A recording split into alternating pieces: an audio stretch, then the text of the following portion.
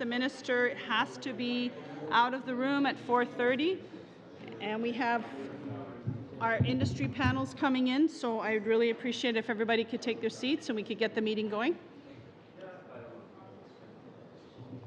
Okay, you ready? You ready? Okay.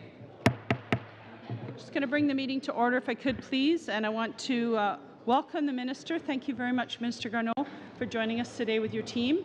We're very much looking forward to your statements, and it is great to have you kicking off your portion of the Bill C-69. It's great to hear what you have to say, and we'll have a quick round of questioning. We're going to probably only get one round, so if you all want to share with each other, you're all going to get your 6 minutes, but you might want to share it with different members so that everybody can have a chance to ask a question. I know that there's an eagerness for that. So I'm going to open the floor right now to the minister. Welcome and thank you.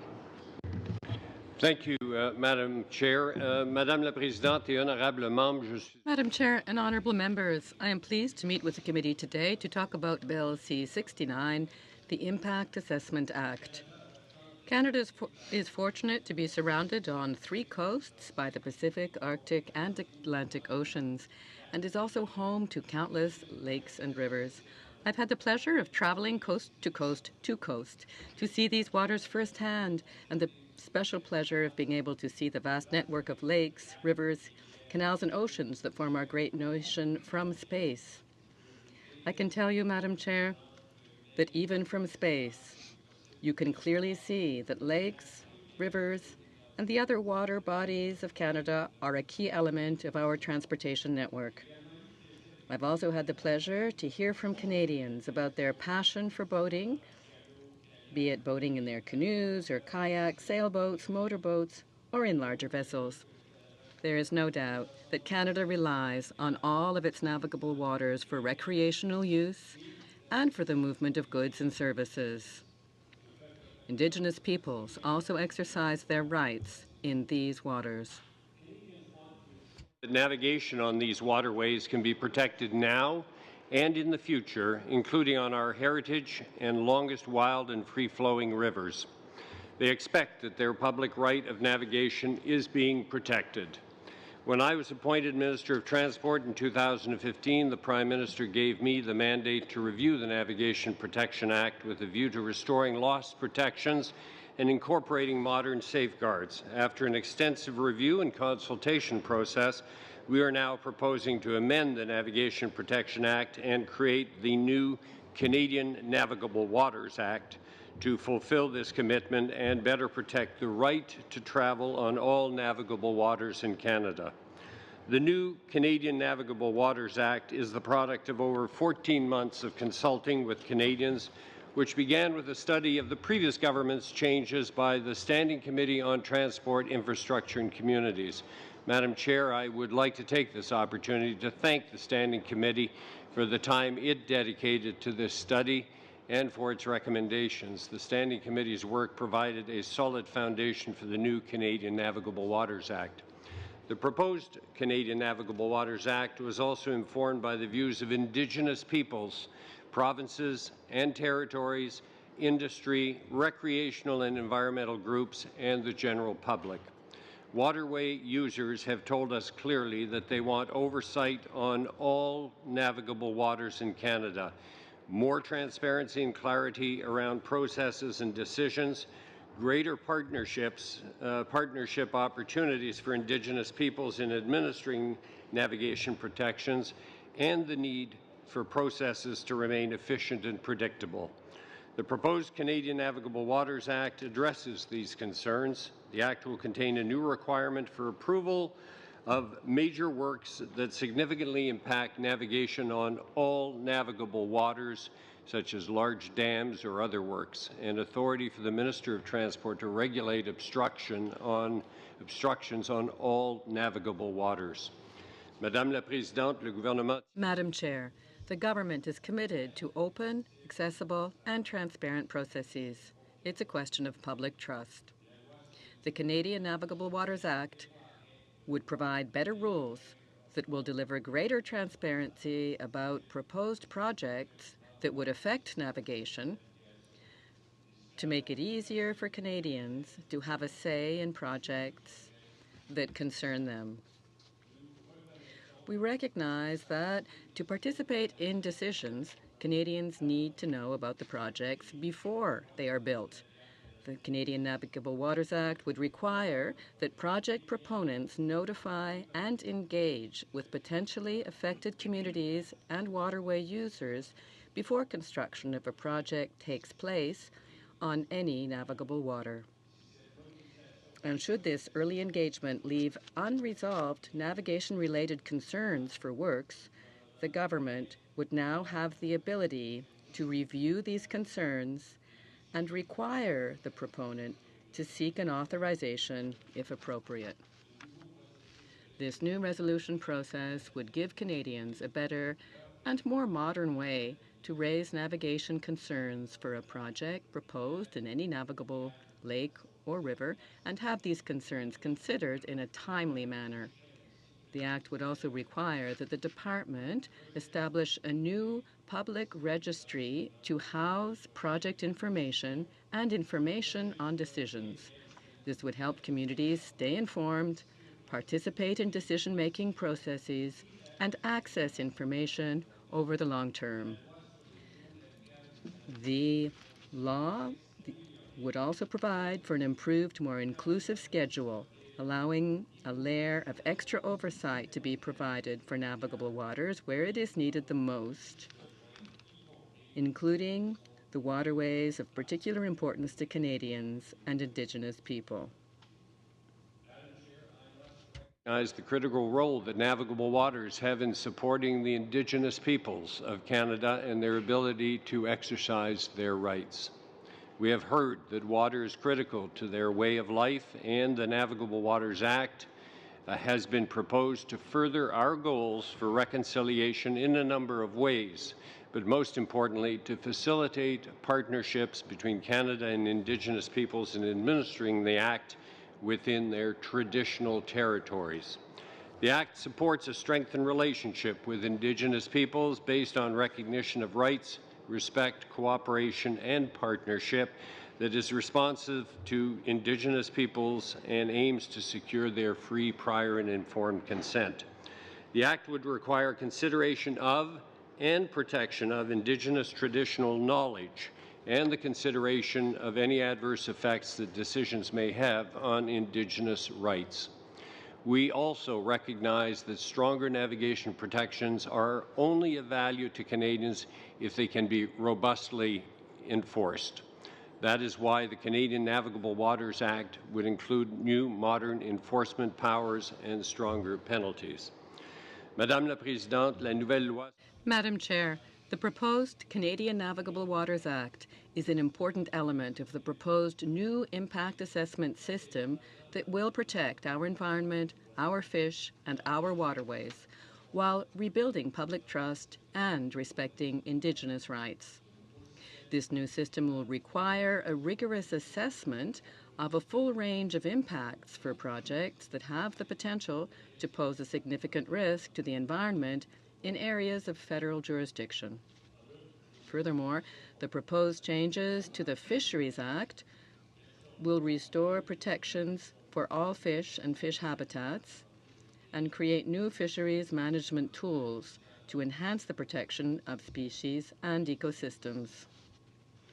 This broad new system will consider a whole range of potential impacts for any project designated for review, not just on the environment, but also on communities, health, Indigenous peoples, and jobs. Decisions taken under the Canadian Navigable Waters Act will be fully integrated into this new impact assessment system. Proposed legislation will provide navigation protection for all navigable waters as a significant contribution to the new impact assessment system. It will also create more accessible and transparent processes, making it easier for Indigenous peoples and the public to engage in projects that affect their communities and to resolve navigation issues of concern to them. Our navigable waters are the common heritage of all Canadians, and the right to travel on them must be protected. The proposed new Canadian Navigable Waters Act will do this. Thank you. And thank you. I thought maybe before I open to questions, I'll just start, just introduce your team there. You've got Martha Green, Senior Counsel, Legal Services. You've got Michael Keenan, Deputy Minister. We've got Nancy Harris, Executive Director, Regulatory Stewardship and Aboriginal Affairs. Thank you very much for joining us today. We'll start with Mr. Fisher. Thank you very much, Madam Chair. And in the shortness of time, I'm going to share my time with Mr. Amos. If you could give me a signal roughly around the 3-minute mark, that would be great. Thank you very much, Minister, for being here with you and your team.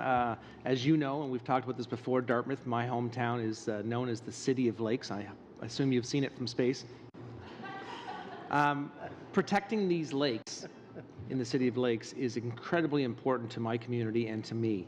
The historic Shubenacadie Canal and waterway flows through my riding, through the lakes and into the Shubenacadie River, and this is a historic waterway that was first used 4,000 years ago by the Mi'kmaq.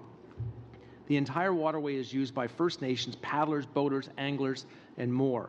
So I've read many positive comments on this legislation, including, and this is a great quote from someone who actually sat around this table, NDP MP Wayne Stetsky. He says, and I quote, "It is a reversal from the actions taken by the former Conservative government, and it helps protect our lakes and rivers from damaging development or dumping."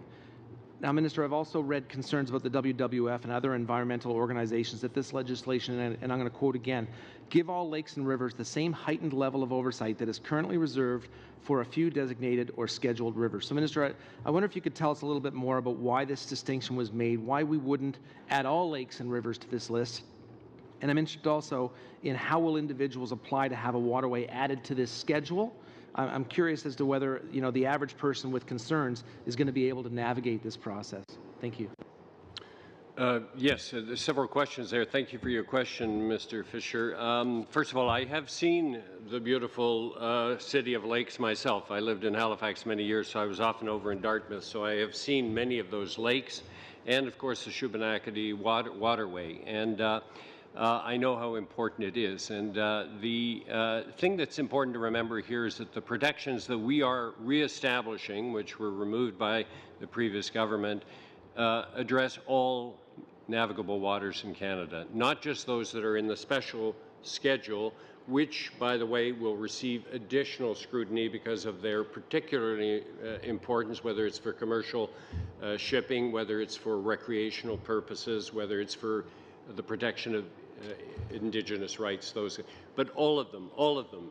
Anytime somebody wants to put a major work on a navigable water, it will have to receive approval. Anytime there's an obstruction on a navigable water, I have authorization to have it removed. Anytime somebody wants to build any work on any navigable water, there will have to be a notification process beforehand to say this is what we would like to do. And it will be examined very, very carefully, depending on whether it constitutes a major work, a minor work, or somewhere in between. So the protections are for all navigable waters. Perfect. Thank you, Minister. And I've been looking forward to hosting on Lake Banook the 2022 World Canoe Sprint Championship. So we're looking forward to that. I'm going to pass the remainder of my time on to Mr. Amos. Thank you, Madam Chair. Thank you, Madam Chair, and thank you, Minister, and to the civil servants who support the Minister. This legislation comes after so many years of frustrated democracy. And just to set the context, in 2008, when the major changes were made to navigation protections, there were 10 meetings to discuss those changes, and only 21 witnesses. In 2012, when further changes were made to navigation laws and buried in Bill C-45, the budget bill, there were 2 meetings. So I would submit that we are emerging from what was previously an incredibly undemocratic process and bringing it back to a better democratic place. You are part of this process. I thank you for being here. And as part of the stripping back of navigation protections, Canadians who care about navigation, like many of my constituents in the Pontiac, they were forced to resort to the courts. They were forced to rely upon their common law navigation protections. I'd like you, Minister, if you would, comment upon where we've come from and where we're going to in light of that situation. Well, thank you very much, Mr. Amos. There's no question that the legislation that was changed by the previous government gutted the protections that existed for our navigable waters. I was there at the time, and I remember spending a great deal of time on that particular act when the government decided to make the changes. And what it ended up doing is making a lot of navigable waters essentially unprotected, and that was a totally unacceptable situation as far as we were concerned. And if you didn't like it, you could go to court, and of course that's a very long and very laborious and sometimes very expensive process. So what we've done is changed it by making it the new Canadian Navigable Waters Protection Act apply safety measures, security measures to all navigable waters. And as I said, if somebody wants to build something, there has to be a public notice. The information will be put in a public register held by Transport Canada. We will go through a process of determining whether it's a major work, a minor work, something in between, something like a dam or some other major work. And if it's somewhere in between, there will still have to be a process. If it's in the special schedule, there will be the full-blown approval process. If it is not in the schedule, there will have to be a process by which it's determined whether this is acceptable or not. And instead of having to go to courts, there will be a process that will be streamlined whereby my ministry will make a decision on whether it constitutes an impediment to navigation. Thank you so much. Mr. Sopak. Yeah, the willful ignorance shown by the government about this particular act is truly breathtaking. But since the government wants to conflate the protection of navigation with environmental protection, I want to ask the Minister an environment question. Your government wants to impose a $50 a ton carbon tax. You have a science background. I'm looking for a number. How much will Canada's greenhouse gas emissions be reduced after a $50 a ton carbon tax is imposed? So, Mr. Sopak, did I hear you say you wanted to ask the Minister of the Environment? She's not here today. I'm the Minister of Transport. I'd be very glad to answer. You sit any around questions. the cabinet table. You have opinions very about glad stuff. to answer any I want a questions number. you might Okay, have on a point of the relevance. Canadian Navigable Waters Act. This is very irrelevant. This government insists on conflating the environment with navigation protection. Point of order. Go ahead. Thank you, Madam Chair. My understanding, and correct me if I'm wrong, of the standing orders is that the question must be at least relevant, if not to the legislation that we're dealing with, to the portfolio of the Minister before the committee. Am I mistaken? No, you're not mistaken. That's why I suggested that we look to the relevance of the question with the Minister that's in front of us today. So maybe we can frame the questions to be relevant to the Minister who's with us today. I'm responding to the point of order. This is relevant, and none of you were here before. We have parliamentary privileges. This is the Environment Committee, and obviously the Minister is refusing to answer a question about the environment. I now relinquish the rest of my time to Ms. Block. Thank you. Thank you very much, Madam Chair, and I want to thank my colleagues for providing me with this opportunity to join them to question the Minister of Transport on Part 3 of this bill, which addresses the changes to the Navigation Protection Act. Given that you yourself, Minister, directed the Transport Committee to undertake a study on the Navigation Protection Act, and given the questions I've already heard coming from your colleagues on the other side, I would suggest that it may have been more appropriate for this bill to be split so that the Transport Committee could have finished the work that they began. Nevertheless, we are left to presume, we on the committee are left to presume that all the work done by our committee has somehow found its way into this bill. And so, given that the Transport Committee does not have the opportunity to ask questions of you on this piece of legislation, I would ask that if you could give us just one example post-2013 where navigation was negatively impacted due to the MPA rules being in place and not the previous Navigable Waters Protection Act. Just one specific example. Thank you very much for your question. And in my opening remarks, I thanked the Transport Committee, of which you are a member, for the very good work that they did, which created a solid base on which to advance the amendments that subsequently came. So I hope that that registered with you when I thank the Transport Committee. With respect to splitting the bill, I believe I would actually like you to answer the question that I've asked. I would like one specific example where the Navigation Protection Act impeded navigation in the way that it was written. I'm not going to give you that example, but I will comment on your comments. And the comment that you made was that this bill should have been split. I believe that question Madam Chair. I believe that Madam question, Chair, point Do of you order. have a point of order? Yes. What's your point of order? I have asked the minister a question, and he has said he's not going to answer my question, but he's going to comment on my comments. I would ask that the minister answer the question that I have posed to him. Okay, I'll ask the minister if he could maybe. Okay, so I'll Answer give the you an question. example. The Nass River was removed from the schedule. We put the Nass River back in the special schedule that we're talking about today. We did this well over a year ago because we felt that it was incorrect on the part of that government, the previous government, to remove the Nass River because of its importance, in this particular case, to the Nisga'a. Carry So on with to your Do I have finish, any more time? and if I, You do if have I, more time. Thank you. if I How may, much time Madam do Chair, I have? 2 I minutes. have 2 minutes left. So you made a decision to add something back onto the schedule without any concrete examples of navigation being impeded on that body of water. Is that correct? we listened to the Indigenous peoples that live and have lived there for 10,000 years, and we decided That's that not my question. this. Madam Chair. Yes, I'm telling you that the Nisga'a had made representation to us that on a the minute. Nass River, which is in the very north of British Columbia, should be in the schedule, and we said yes, it should be, because it is in that category of rivers that are important for Indigenous rights. You may not like the answers, but the answers are coming, so you have a few more minutes if you want to ask another question that's not Thank you very completely much, repetitive. Madam Chair. I would just, I guess, make one observation. You know, we studied the Navigation Protection Act at the direction of the minister from October 2016 to February 2017. We heard from many, many witnesses. Not one witness could give us an example of where navigation had been impeded on a body of water due to the changes to the Navigation Protection Act.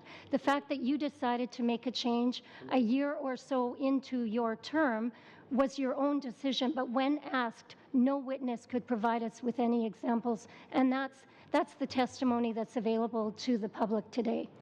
And I am concerned about future generations as well as we go forward, and that is why I am making the changes that are necessary. And in order to just complete, if I may, you said this bill should be split. I believe your party made that request to the Speaker, and the Speaker ruled that this bill did not have to be split because it was a bill that dealt with impact assessment. So that was ruled on by the Speaker, and that is why this part, the Canadian Navigable Waters, constitutes a part of a very important act, C-69, dealing with impact assessments on the environment. Thank you very much for that. Ms. Duncan. Mr. Minister, I know that you're fully aware that you have a great power. You have the unilateral power over navigation. It's a unilateral federal power. So unless you make a decision to protect a navigable river, there is no other recourse. Your government also committed to strengthen this act as well as other environmental laws. There are a lot of concerns that have been raised, definitely, about the changes made by the Conservatives to this bill, but I think there are equally a lot of concerns about this bill. One, this entire 800-clause bill, C-69. And one of the concerns that is being raised is is that the impact assessment law does not include navigable waters, potential impacts to navigable waters as a trigger. Prior to the changes made by the Harper government, there were two major triggers for environmental assessment, for federal assessment. One was potential impacts under the Fisheries Act. The second was under navigable waters. A third, but always confusing, was impacts to the rights of Indigenous peoples. Why has the decision been made not to include in the Impact Assessment Act under Section 7 a trigger of a potential impact to navigable waters? Why is there a completely separate impact assessment process for navigable waters? As you know, the Navigation Protection Act, or now the Canadian Navigable Waters Act, and before that the Canadian Navigable Waters Act, is one of the Protection Act is one of the oldest acts in the country. And I just want to make the point, as you said, that I have a great deal of power. I take that job extremely seriously because of the importance of the common right of Canadians to have access to navigation on our waterways. And as I said, we have added additional dimensions to that. It was intended as an act to cover the issue of navigation when it was originally created. Now, to address your point about an environmental trigger, there is, through Bill C-69 and through the impact assessment process, the possibility of triggering environmental, not just environmental, but as well other concerns that may be expressed, whether it's with respect to health, whether it's with respect to community. Sir, why you've excluded navigable waters? It is not excluded. It is excluded from the list. I'm sorry, maybe I didn't understand. Section 7. Yes. Of the first part is C-69. Your question is, why did we fisheries. remove the environmental assessment trigger? Is that correct? That's correct. Okay. We did not remove the responsibility for an environmental assessment. It is covered in Bill C-69 through the Impact Assessment Act. We'll just agree to disagree. Well, no, it's there. It's there. My point is very clear. Why would we it's want not in to Section remove 7, that? so let's leave it at that. So yes, we have changed Decision it. was made not to put it in Section you would 7. be incorrect to think that we have removed it. That is not the case. We have changed the previous act, but environmental assessments will be triggered through the Impact Assessment Act. If I could just ask you a second question. You spoke in your remarks about how highly you value impacts to Indigenous peoples. One of the greatest harms by the Harper changes was excluding the trigger of navigable waters for assessments of all the oil sands activities in northern Alberta because of the interaction of all the streams, the marshes, and so forth. The federal government, also in its wisdom, both the Conservatives and Liberals, failed to look at the transboundary impacts of the Site C dam on the rights of Indigenous people in northern Alberta to traverse. There actually is a court case. Mr. Justice Hughes of the Federal Court of Canada found any reasonable person would expect that a reduction in the number of protected waterways carried the potential risk of harm to the fishing and trapping rights of the Mikisew, thereby triggering the duty to consult. Where the Indigenous people want to consult is in the overall impact assessment, not in a narrow process of simply looking at whether or not it is a minor, major impact. One of the big issues is cumulative impacts, and that's a significant issue that's been made by a number of people. I wonder if you can tell us how this new act under Bill C-69 adequately addresses potential cumulative impacts, even of minor works, to minor waterways. Yes, and the intent is also to cover cumulative effects to navigation. Does this act do that? Where in the act do we find addressing cumulative impacts? It is Section 7, if you want to look at Section 7 of the Navigable Waters Act? So Navigation let me first of all say yes, there have been, because of the previous government's Navigation Protection Act, there were certain protections that were removed. You're right about that. That's why we have this new act, because we are going to be addressing through Bill C-69, through the Act, the Impact Assessment Act, the issues that you have brought up specifically today, the importance of Indigenous rights environmental effects, health effects, cumulative effects. All of those things will be part of the considerations with respect to impact assessment. I have one final quick question. Okay, for you. hang I on, have one Linda. more. I'm sorry, late. but you're out of time. My apologies. There's never enough time for questioning. Mr. Rogers. Sorry, Madam Chair, I think I'm going to start with one quick question and share my time. Sure. Thank you, Minister, for being here. I was part of the Transport Committee that studied this, not at your direction, but perhaps your invitation. One of the things that I felt very strongly about during the last campaign was some of the changes that were made without sufficient parliamentary oversight in 2012 and 2008 before that. One of the things that we learned when we actually exercised some kind of a parliamentary function on this specific issue was that, in fact, the move towards a scheduled waterway, it had some benefits, but some significant drawbacks, in my opinion. For example, drainage ditches that were filled seasonally could perhaps be captured when they may not need to be.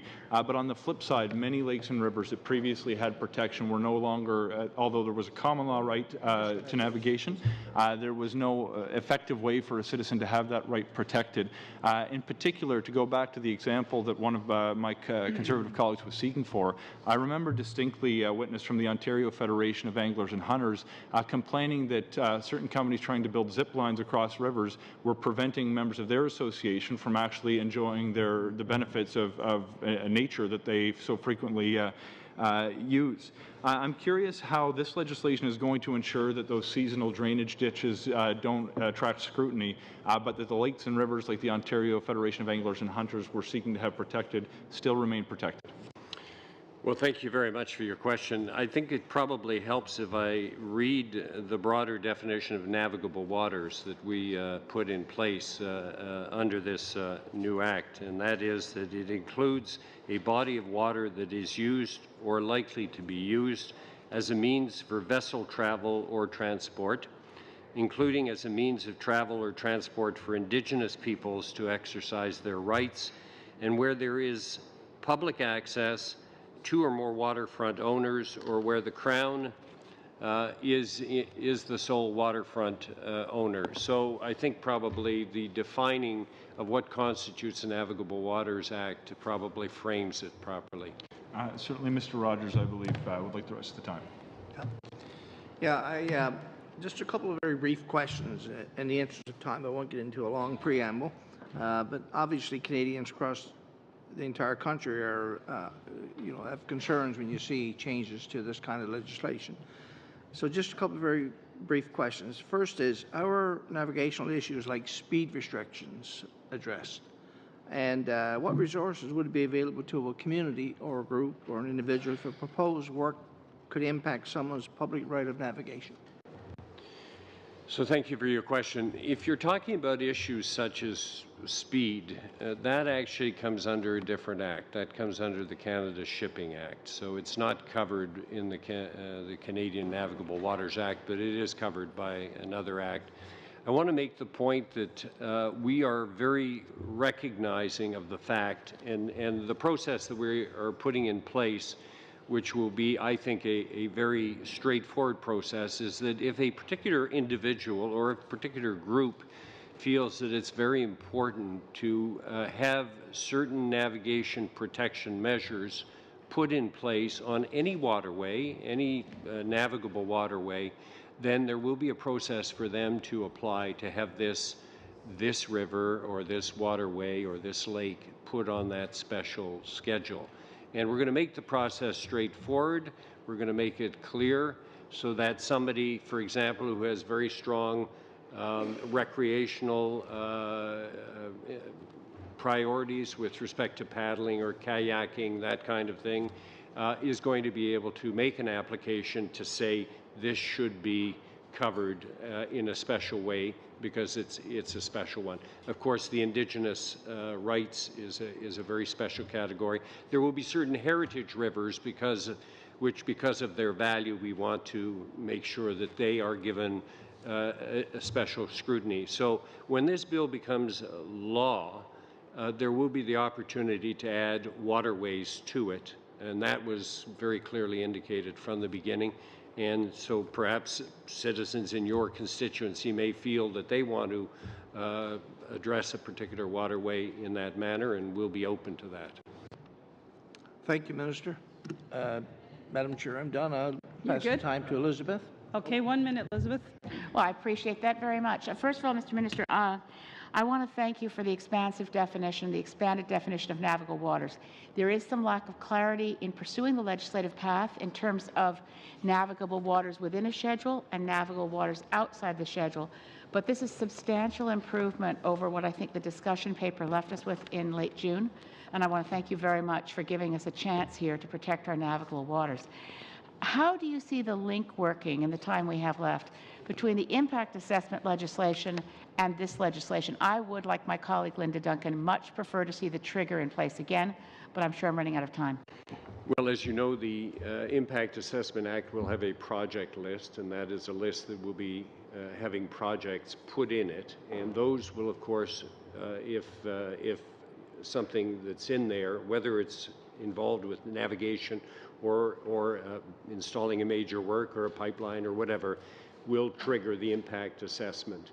In addition, we have what we call our major work definition, and so far I've given the example of dams, for example, that have a major impact on a navigation waterway.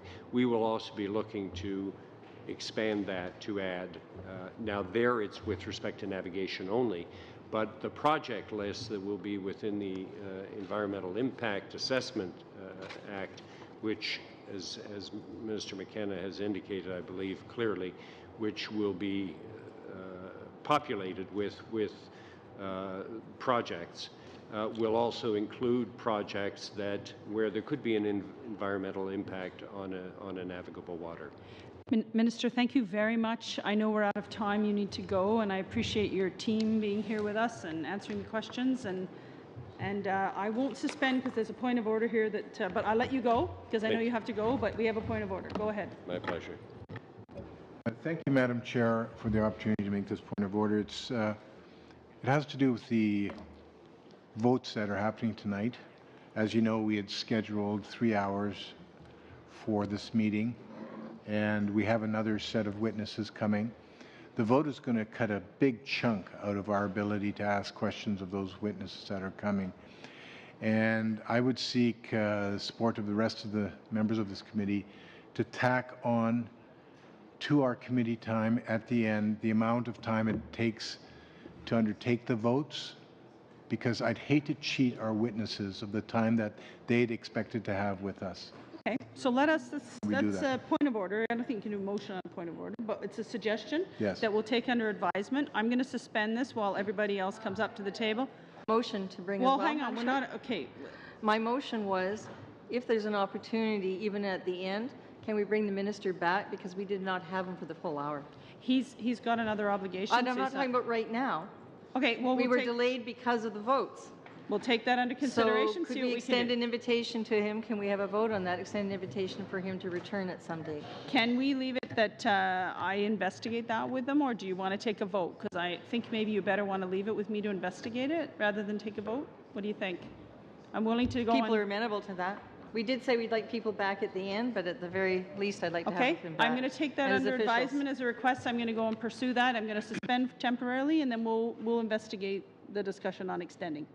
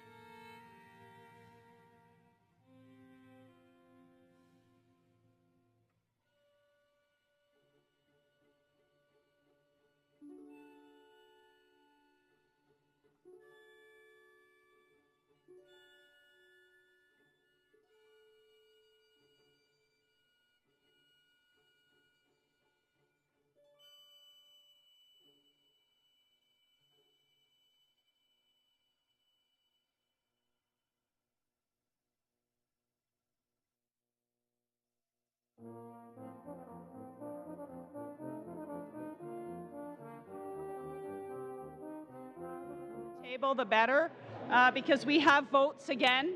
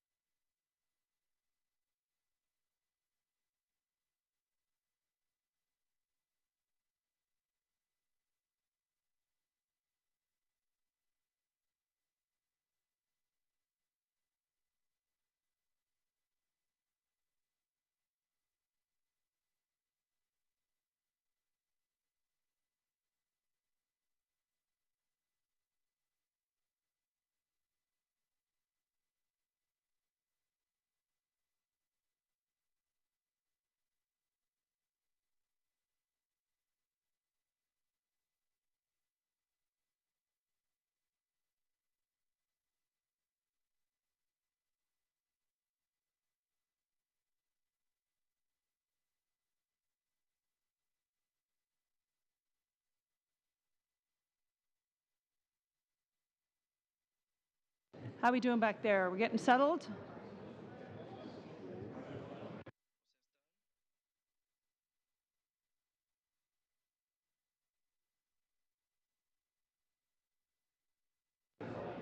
All right.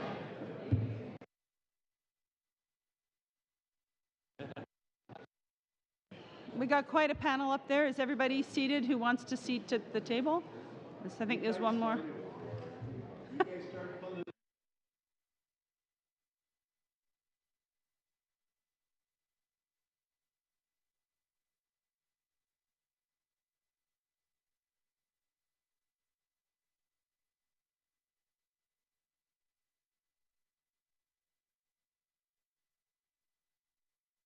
Okay.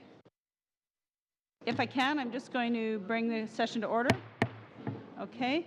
Welcome all of our guests while they're just getting themselves settled there.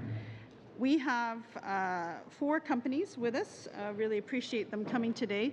Unfortunately, we have a little bit of challenge with the schedule because of votes, and we do have another set of votes. And we are discussing whether we can maybe extend. I don't know if that's something you're willing to do. I know you're supposed to end at 6:30, but if we need a little bit more time, is everybody okay? Okay. I see nodding heads, so I hope we're just trying to work it out on our side whether the members can get everything worked out to do that.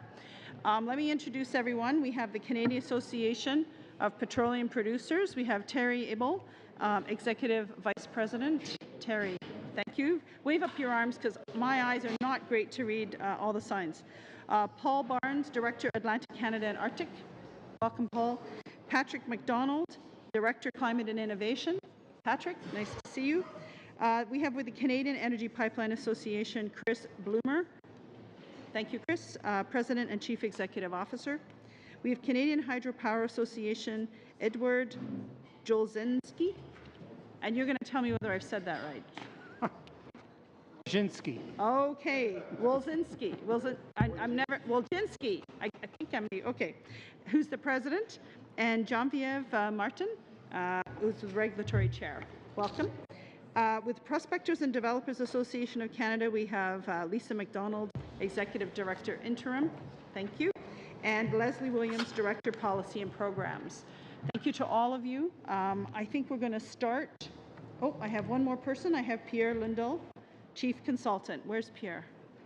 Right on the side there, sitting beside Elizabeth. Okay. Oh, he's with you. Okay, jolly good.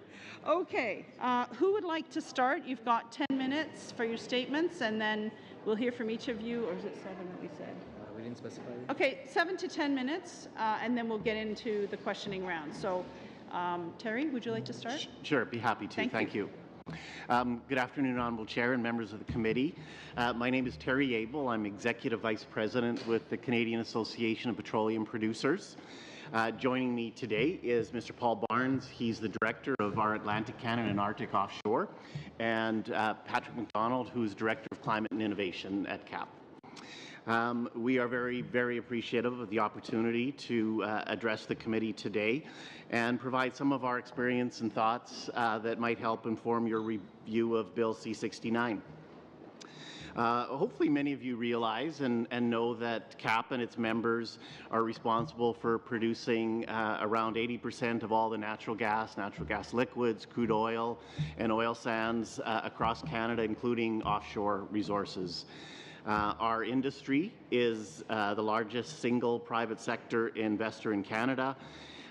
In 2014, invested at a peak of $81 billion, more like 45 in 2017, and collectively we employ well over 500,000 Canadians from coast to coast. Our offshore oil and natural gas projects, located generally quite a ways offshore, 200 to 500 kilometers offshore in Newfoundland and Nova Scotia, have brought tremendous benefits to both Newfoundland and Nova Scotia over the years and will continue to do so for some time. As you know, the International Energy Agency continues to project that energy demand will grow worldwide by over 30% by the year 2040, and growth in that demand will happen in both oil and natural gas as well, with hydrocarbon resources continuing to make up the lion's share of energy demand across the country, although renewables are growing substantially. CAP believes that Canada is well positioned to become the supplier of choice for oil and natural gas resources, given our world-leading responsible development practices and the fact that we have some of the largest and highest quality reserves of oil and gas in the world. It's therefore imperative that Canada remain competitive with other oil and gas producing jurisdictions. Otherwise, Canada loses not only the opportunity to generate economic value from that industry, but we also lose the consequential global reductions in GHG emissions that flow from Canada being a more responsible producer of those resources. I am going to sort of introduce my comments today focusing on the competitiveness of our industry and some aspects of the bill that can create uncertainty and further erode that global competitiveness of our industry. I'll touch on some of the things like transitional provisions, timelines, early planning, review panels, and regional strategic assessments. We understand the government's stated objective is to restore public trust in its environmental and regulatory review processes, something we absolutely share in terms of an objective. But we want to make sure that we also ensure that any changes restore confidence in the investment community. Our industry is very challenged these days. It is a highly competitive global competition for capital resources, and Canada needs to remain competitive if we're going to bring that capital into Canada. Unfortunately, today Canada is attracting more uncertainty, not more capital, and we will continue to lose investment and jobs if we do not have a system of clear rules and decisions that are final and can be relied upon. I'd like to point out that 2016 Worley-Parsons study of environmental assessment practices worldwide observed that while Canada has an EA process that is one of the most thorough and comprehensive, it also, and I quote from their study, currently has one of the most expensive, time and resource-consuming EA processes in the world. Unfortunately, CAP and the investment community today see very little in Bill C-69 that will improve that status. A simple example of this growing uncertainty is the transitional provisions within the Draft Impact Assessment Act. Current provisions require that assessments initiated under CIA 2012 but not yet complete would generally have to continue and be completed using new legislation and rules. Specifically, the language in the bill that might allow an assessment to be completed under the current legislation, the CIA 2012, is actually very subjective and does not provide that clear certainty which process will apply. If the intent of those provisions were to have those started in 2012 continue, we would argue that you could make that far more clear and certain within the current language. Requiring a new proponent, if that is the intent, to follow the new regulatory process midstream would run the risk of essentially taking processes back to the starting line. For example, we would point to offshore exploration drilling programs right now. There's 4 currently in Newfoundland, and we see substantial risk that all the work undertaken today could be deemed incomplete, and therefore they may have to restart and follow an entirely different process, adding more time, more uncertainty for our investment community. We simply propose that the government confirm that all projects in flight within either federal, provincial, or territorial processes not be revisited under the new legislation. Madam Chair, CAP supports maintaining legislative timelines that we see both in SIA 2012 and we see timelines imposed within the proposed Bill C-69. However, it's not evident that overall the regulatory review timelines will be any shorter than the current process. With the addition of early planning and no clarity regarding timeframes for review and information requests, and a number of opportunities sprinkled throughout the legislation to extend those timelines, we in the investment community generally conclude that we only see an upside and increase in timelines overall. We fully support the concept of early planning, and I would note that it is normal practice by CAP's members and our industry in general to engage early with stakeholders that may be impacted by proposed developments. We support the government involvement in a more formalized process of early engagement, as it provides an opportunity to get an early understanding of issues and clarity for all, and also gives stakeholders an opportunity to address issues that we often find come up in our project reviews that actually have very little to do with the project. They're much broader in nature. For early engagement to be effective, however, all parties must be committed to the process and held accountable for meaningfully engage and honor timelines and their respective roles. We believe without setting clear expectations of stakeholders and industry and government, the commitment to and the introduction of an early engagement or early planning process is likely to continue indefinitely and do nothing to support timelines improvement. CAP believes that should the proponent and the agency at the end of that process not be able to agree on the scope of an EA, there needs to be some mechanism to actually bring discipline and closure to that process and actually let an EIA continue. I'd like to flag something very specific to our offshore as well in some of my final comments. The way it's currently written, all offshore designated projects would require a panel review. And with that panel review come timelines that are at least twice that of a review by the agency. We do not believe that there's really any justification for process that would effectively double timelines, which we would expect would be at least 4 years, particularly as the potential effects of offshore oil and gas projects are well understood.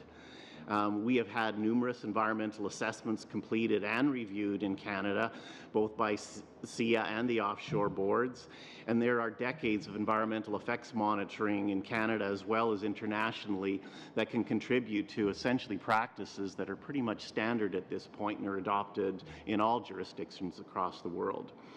It's our view that a review panel that combines the experience and expertise of both the Impact Assessment Agency and a specialized regulator like the offshore petroleum boards should actually be able to decrease the regulatory review time required, not double it, as would currently be interpreted with the way the legislation is written. CAP recommends that the requirement for offshore operations to require a review by panels should be removed. Our industry is also very supportive and sees the benefits of regional assessments as are enabled under the draft legislation. We note that they actually can include benefits such as improved environmental effects and cumulative effects assessment, probably help a lot with stakeholder fatigue, not having to do the same things over and over again, and should afford some regulatory consistency and efficiency. This approach is something that's used internationally. We would point to jurisdictions such as Norway that have already used that. We continue to support the idea of regional impact assessments, and we recommend that if we're going to go that route, that a list of the completed and accepted assessments should be maintained and should ultimately form part of exclusion criteria for the project list that's going to be developed as well. We believe it can be a powerful tool, provided Canada, the provinces, and the territories work together to complete assessments. However, as currently written, Bill C-69, we really see no mandated timelines, no confirmation of the inclusion of provinces or life cycle regulators, and really no guarantee that the process will be successful or actually be utilized within the assessment process that Bill C-69 talks about. I take your note, and I will wrap up quickly here, Madam Chairman. CAP, again, thanks you for the opportunity today. We urge you to carefully consider some of our feedback today and recommend changes that will resolve investor confidence and help Canada fully realize the significant economic value of our industry and ensure the resulting global environmental benefits that flow when Canada is the supplier of choice. Thank you again. Thank you very much, and we definitely do want to hear from everyone, and we want to get to questions, and I know that everybody's very keen to questions, so I am going to be a bit strict on the timelines. When you get to 9 minutes, I'm going to wave this card, which means I really need you. Got 1 minute to go. Start wrapping it up. This one means, I don't mean stop exactly what you're saying, but please, it's out of time, okay? Just so that you know what the cards are. I don't like cutting people off, but I just want you to know what the cards are all about, okay? And then I will cut you off if it doesn't go off fairly soon. Okay, who's up next? Please, you've got the floor. Thank you. Okay, ready, set, go.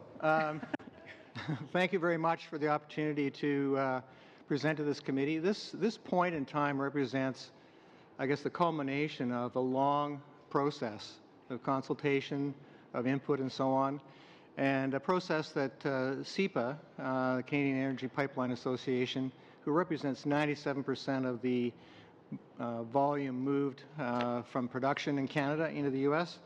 Also, and we look forward to our comments. I'm going to be fairly direct, fairly straightforward in my comments, and look forward to your questions. We remain fully engaged. We've submitted a submission already, and we will continue to follow up with further consultations. But first, I'd like to give you a brief State of the Union for the energy sector. It's not good news. In the 2 years leading up to this bill, you can pick your poison. Policies including a tanker moratorium off the British Columbia's northern coastline, proposed methane emission regulation reductions, clean fuel standards, provincial GHG emission regulations, BC's restrictions on transporting bitumen, and lack of clarity regarding the government's position on the implementation of UNDRIP and FPIC, and a fierce competition from energy-supportive policies in the United States, etc.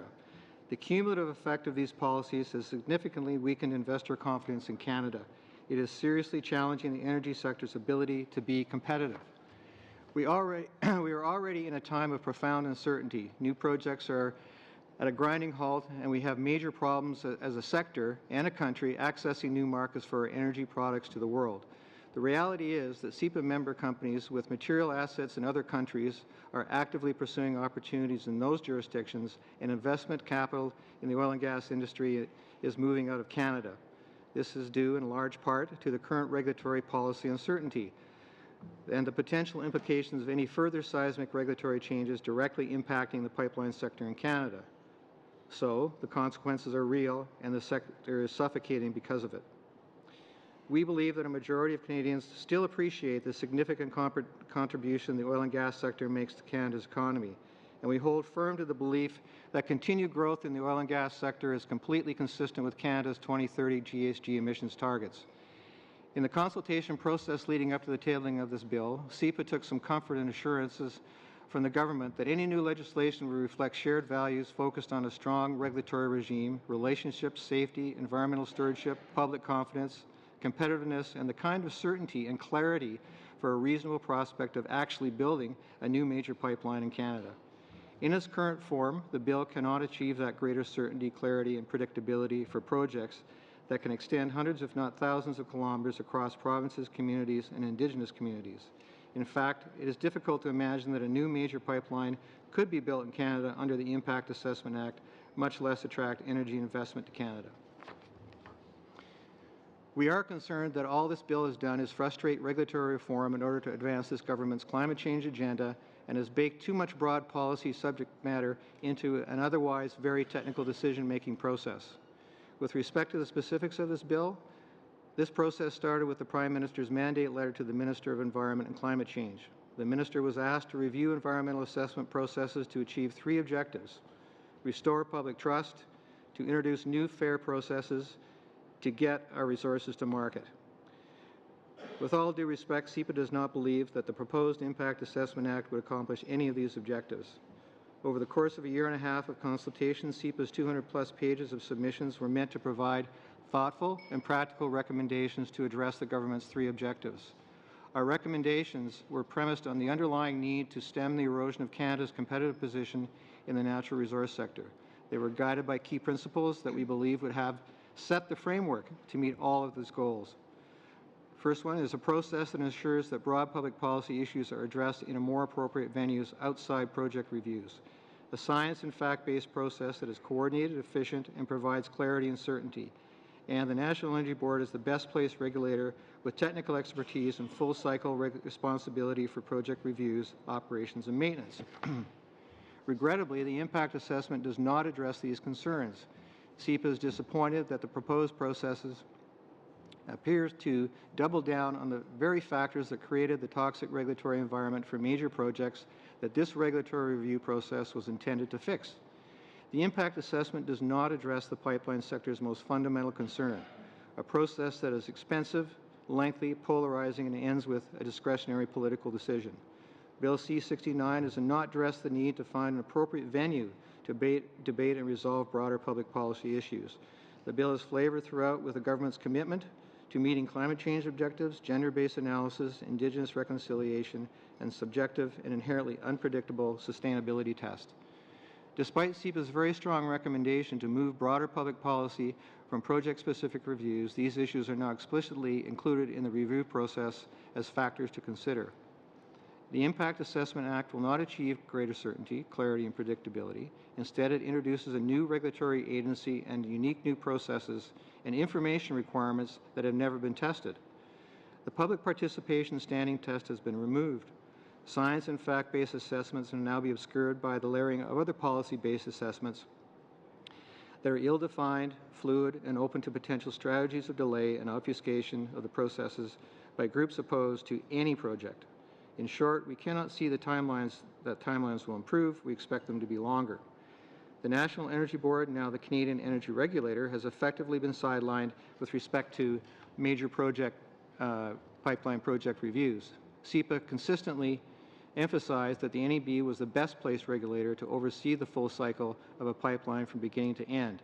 Instead, Bill C-69 carves out the review of major pipeline projects and places it with the new Impact Assessment Agency. This new agency does not have the rich history of administrative decision-making and technical expertise of the NEB, now CER.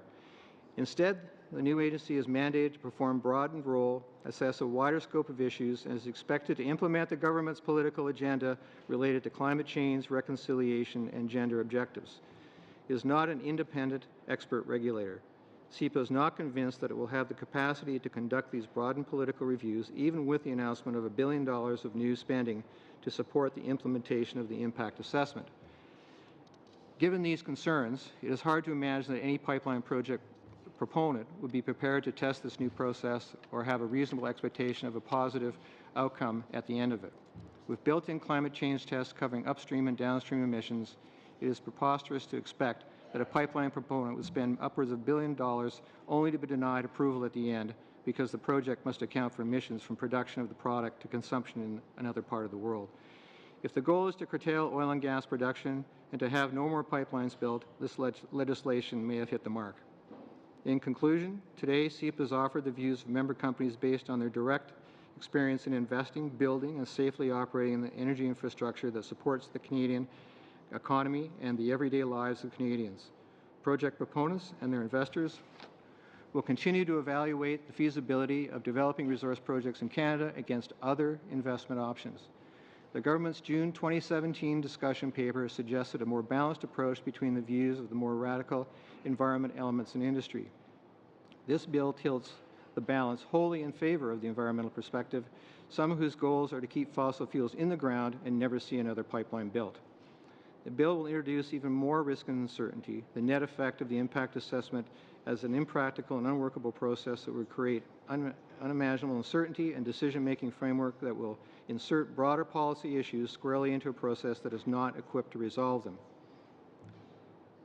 Finally, this bill does not provide a vision as to how it fits into Canada's achieving longer-term energy objectives. It does not reflect the reality of the importance that oil and gas will continue to play in the global energy mix for the next several decades, and therefore does not help Canada achieve full value of its resources in world markets.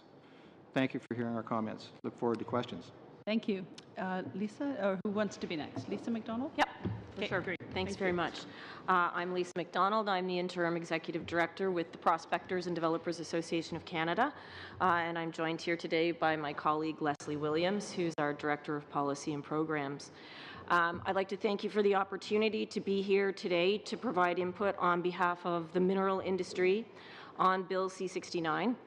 Our comments will focus mainly on the aspects related to impact assessments. PDAC is the national voice of Canada's mineral exploration and development industry. We represent over 7,500 members from Canada and around the world. And as trusted representative of the sector, PDAC encourages leading practices in technical, operational, environmental, safety, and social performance. Just briefly about the mineral exploration industry, it's a staged process of information gathering with the hopes of discovering an economically viable mineral deposit, which is a little bit like looking for a needle in a haystack, quite frankly. Junior exploration companies do the bulk of this work in Canada. These companies are small. They have limited budgets and timelines. Most do not generate revenue and fund their activities by issuing shares. While some exploration companies may sell promising projects to mid-tier or major mining companies in order to take them through the assessment process and to be mined, a number of junior companies initiate the assessment process themselves. Our remarks today will cover a brief overview of the industry, two proposed amendments to Bill C-69, and comments on some of the key provisions in the Act. The value of Canada's mineral industry cannot be overstated. The mineral exploration and mining industry makes vast contributions to Canada.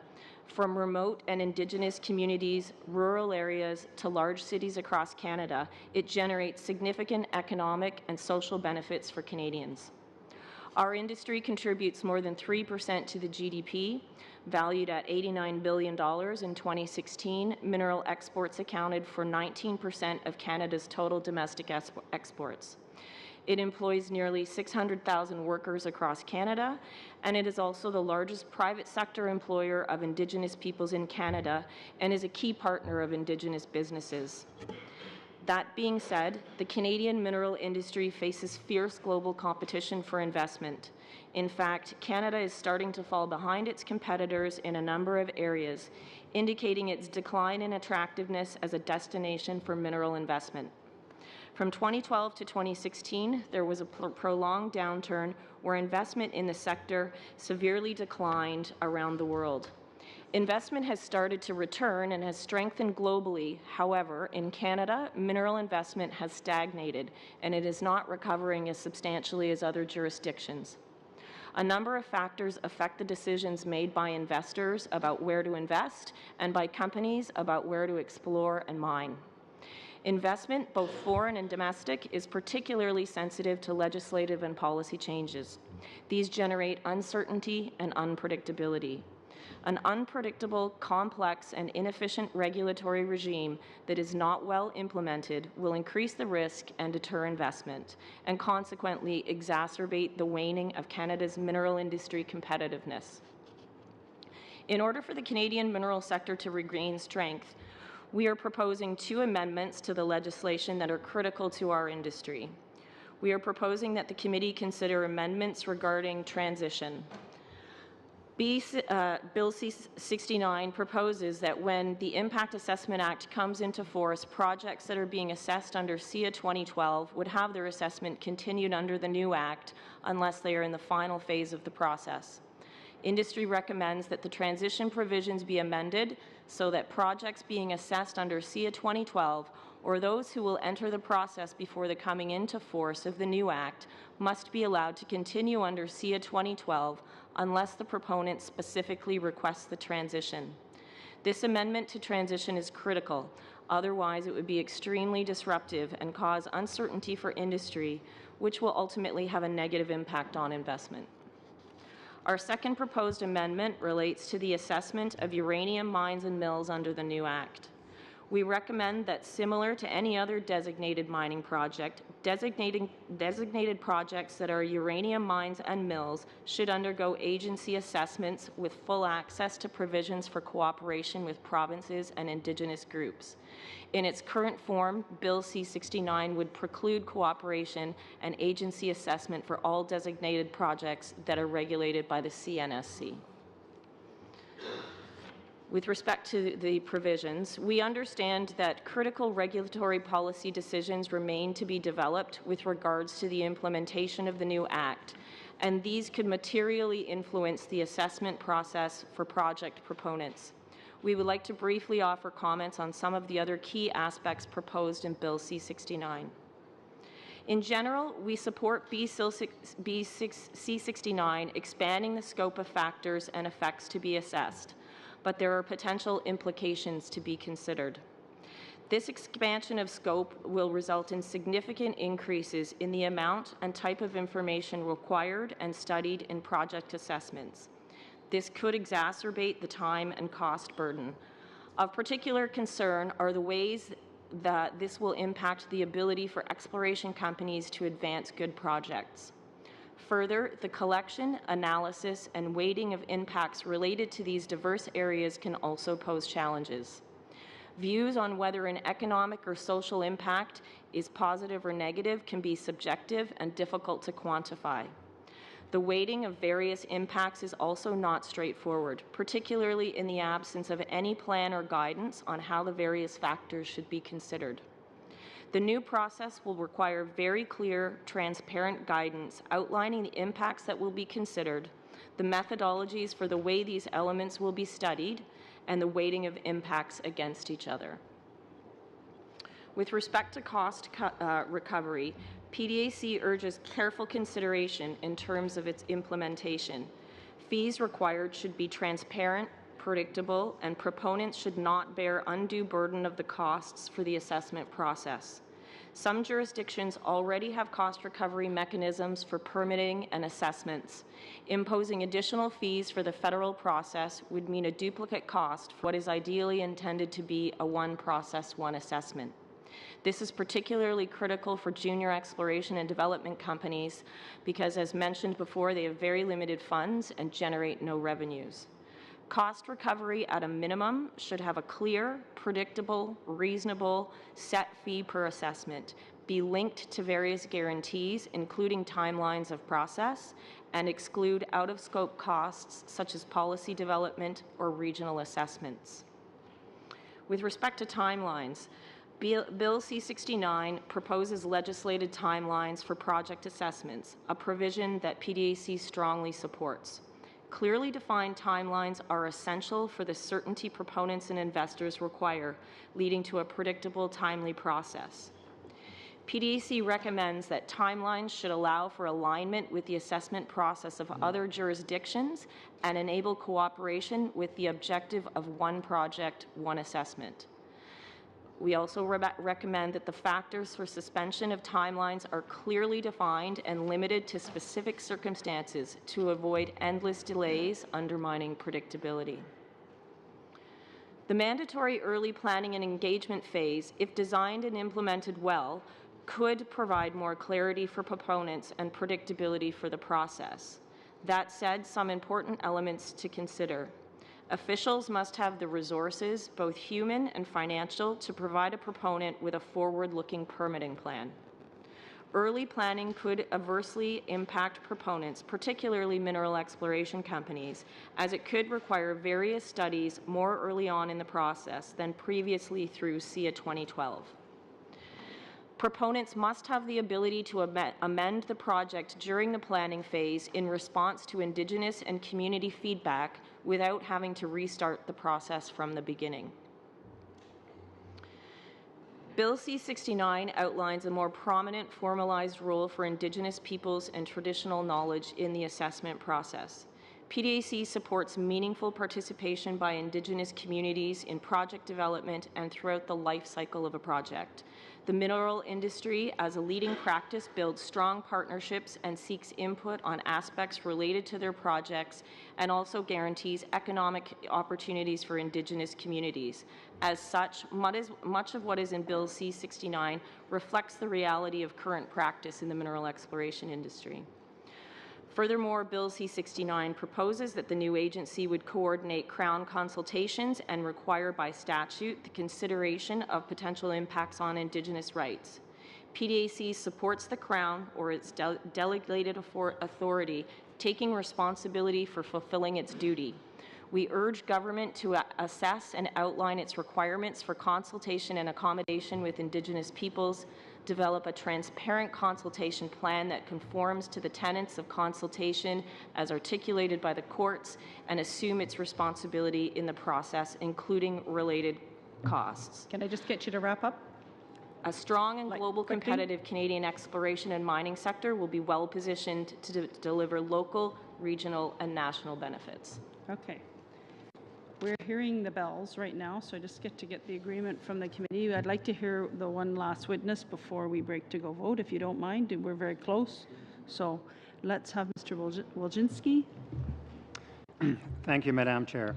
I'm Ed Wojcinski. Even I have trouble saying it sometimes. President of the Canadian Hydropower Association. With me are Geneviève Martin of BC Hydro, who is chair of our Regulatory Process Working Group, and Pierre Lundell, our chief consultant with the Canadian Hydropower Association.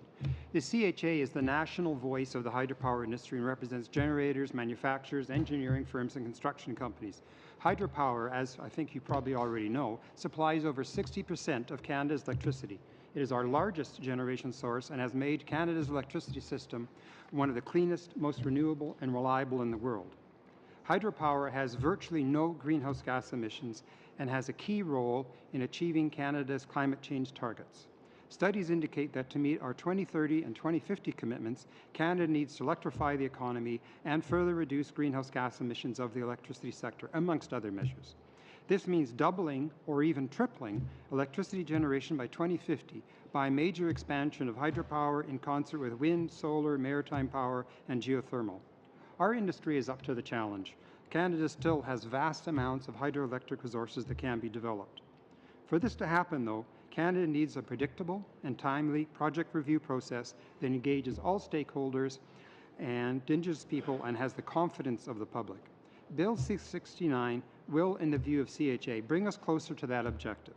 CHA generally supports the bill, but there are some important improvements that are still needed. We are pleased that a number of the suggestions we made in response to government's 2017 discussion paper in the bill. The bill has many good elements, but today we'll focus on further suggestions to improve the process. We will later provide the committee a written submission commenting on several areas of the proposed legislation and suggest specific amendment wording in that submission. We also will provide comments on revisions to the Navigation Protection Act, which we have some concerns with as well. This afternoon, we would like to highlight 5 of the recommendations on the Impact Assessment Act. First, focus the Act on projects of national significance. Second, include guidance to the Minister when he or she is thinking of applying the Act to a non-designated project. Third, guide the ability to extend timelines.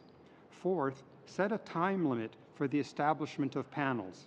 And finally, provide the Minister or the agency with a more explicit authority to issue a notice of commencement when a party is taking an unreasonable time to respond or refuses to respond or participate during the planning phase. I'd like to turn now to the first of these five items. The proposed impact assessment process, with its broader scope, two-phased approach, and large number of decision points, will be more challenging to manage and more complex than what we have today. It will call on specialists from many different areas. It will have to coordinate work from many departments and agencies. It will have to accommodate a large number and a broad variety of interveners. The complexity and overall effort required by governments, Indigenous people, stakeholders, and the proponent argue strongly for focusing the Act only on large projects of national significance. We suggest this be added to the Act's purpose statement to insist in interpreting the bill This would also guide development of the designated projects list. Large projects of national significance tend to be ones that have more impacts than small projects. They involve more public concerns and expectations for a major review. Their proponents be more likely to be able to manage the complexity and rigorous demands of the process. Projects of that scale already take time to develop and are managed by experienced teams with access to wide-ranging expertise. If the regulations designating physical activities cast too wide a net, there are two risks. First, medium and small projects with significant benefits and minimal impacts might not be pursued. The regulatory costs are unpredictable and potentially too large, and the review outcome is uncertain, then the financial viability of entire classes of projects could be undermined. The other risk is that legislation leads the government to use its regulatory resources inefficiently. These smaller projects with only minimal impacts are likely already subject to provincial environmental assessment mechanisms. There also are federal statutes to protect various aspects of the environment, migratory birds, species at risk, navigation and protection, and the Fisheries Act, which is, of course, as I'm sure we all are aware of, currently being made more stringent as we speak. Turning to the second recommendation, the Impact Assessment Act would also give the minister direction to assess a project that is not on the designated project list and thus would otherwise not qualify for review. Some sort of provision to this effect is necessary, and CHA supports that. But apart from the impact on Indigenous rights, there are no criteria in the Act to guide the minister's discretion. As currently drafted, the minister may order an assessment on the basis of her opinion on adverse effects or on the basis of public concerns related to these effects. And that makes sense, but there's no explanation of the procedure or considerations that would help form that opinion. This is inconsistent with the goal of greater process transparency. So CHA recommends establishing criteria in the Act to guide the minister's discretion. Our written submission will suggest specific criteria similar to those the government is already utilizing in development of the designated project list regulation.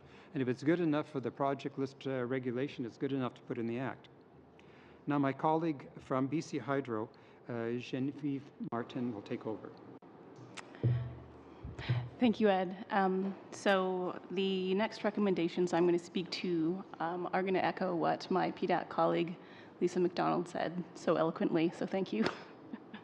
Our third recommendation, the Act contains timelines for various phases of the assessment process. The minister would be able to effectively stop the clock should the proponent not provide the necessary information within the timeline required by regulation or other prescribed activities not be completed. This is reasonable, but we suggest that the Impact Assessment Act provide the minister with more guidance about the circumstances that would justify this suspension of statutory time limits. The minister may also give notice of a deadline extension of up to 90 days, and the Governor and Council may extend the original extension an unlimited number of times. Unforeseen circumstances might indeed arise where an extension would be justified. However, we believe and recommend that, similar to the requirements for the minister when extending the deadline, the Governor and Council should provide reasons for the extension in order to ensure it is applied in a rigorous and transparent manner. Our fourth recommendation, the Act provides up to 45 days for the minister to decide to refer a project for a panel review. However, there is no time limit provided for the next step, where the minister establishes a panel with its terms of reference to undertake the review. We recommend the Act establish such a timeline. Fifth and final recommendation, the Act allows for 180 days with possible extensions for the planning phase. Many parties must be involved: other federal regulators, departments and agencies, provincial governments, Indigenous governments and entities, stakeholders, and the general public. The proponent must be forthcoming with information to meet the 180-day deadline. However, failure by other parties to participate in a timely manner has the potential to result in a decision by the minister to extend the timeline. CHA supports the minister's ability to suspend timelines should that be required to facilitate input from diverse groups or other appropriate reasons. However, we suggest that should a party take an unreasonable time to respond or even refuse to participate, the minister or the agency be given explicit authority to issue a notice of commencement. This would provide a balanced mechanism to ensure that all parties are engaging in good faith. So in conclusion, I would like to reaffirm the hydropower industry's support for the government's objectives in the Impact Assessment Act. We support the assessment regime being rigorous, transparent, respecting the rights of Indigenous peoples, and being based on thorough evidence-based analysis in order to ensure development in Canada is sustainable. A rigorous process that has public confidence is essential to earning our social license to operate. Once again, we would like to thank you for the opportunity to address you this afternoon. Thank you very much for everyone's introductory remarks. Very much appreciated. I will get, I think, one questioner 6 minutes in before we have to go. So let's start with Mr. Assurance. Why don't you start? Well, first of all, Madam Chair, I want to thank the presenters for being here today and giving us your perspective on this legislation. But in particular, I want to ask a couple of questions related to offshore oil and gas, Newfoundland and Labrador. Some of the issues have been raised with me and my fellow MPs. So I'll ask these couple of questions, and then maybe Cap in particular might be able to address some of these points. One of the complaints that my fellow Newfoundland and Labrador MPs have heard consistently regarding the 2012 legislation is that the CNLOPB was not properly recognized for its role in environmental assessment. Does this new legislation, from your perspective, meet the needs of your organization by ensuring that the CNLOPB's expertise is recognized, first of all? And secondly, in other jurisdictions like Norway and the North Sea, we're told the exploratory drilling permits are much faster. Are you confident that this legislation will lead to a faster process in which the CNLOPB, as the life cycle regulator, will have authority over smaller projects like exploratory wells, and once SIA has completed the strategic environmental assessment?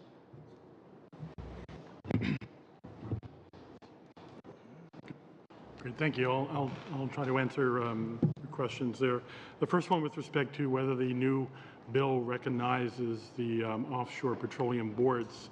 There is some recognition for the boards, both boards, when it comes to the review panel, but some other aspects of the Act doesn't. For example, the Act talks about regional environmental assessments, and there's no wording in the Act that gives any role for the Offshore Petroleum Board in that process. And even when it comes to the review panel process, which the boards are recognized and have potentially an opportunity to provide 2 seats on the panel, it's only 2 seats out of 5. So they are recognized, and they may potentially play a role there, but it's a role. It's not a full role, obviously, for the boards. It's in cooperation with the agency and some others that will be part of the panel. With respect to your second question, and that is exploration drilling, whether it will be faster than the board process, the answer is simply no. Exploration drilling and exploration projects, if it is on the designated project list, the way the legislation is currently worded, has to go through a review panel process. And that is a process that could be as high as 4 years. Which is extremely large for an activity such as an exploration drilling program, where in the world and other global offshore jurisdictions, the average is about 6 to 9 months to get environmental assessment process through. And that would be the typical process that the Offshore Petroleum Board have been reviewing in the past, that type of activity. So the new bill, as your question is, will it be faster than the board process? The answer is no. It'll be quite a bit longer. Madam Chair, I'll pass time now. You want to pass it over to someone else? Okay, who's next? Go Thank ahead, you. Will. Will? Sure. Thank you for your testimony. It's appreciated, and I appreciate how each of your respective industries are focused on this issue, and it's a matter that you've invested significant time and effort into. I think it's a fair statement that our government believes that the public trust needs to be restored, and I note Mr. Abel's comment that restoring public trust is a priority for cap. However, I don't get the sense that what I'm not really getting a sense of is just how seriously CAP is taking this issue of restoring public trust. Is it just to start? Is there agreement on the idea that there has been a loss of public trust in the regulatory system as it currently exists? I don't believe that broadly Canadians had lost as much trust as might be suggested at times. But having said that, the trust of the communities that we work on is vitally important to us.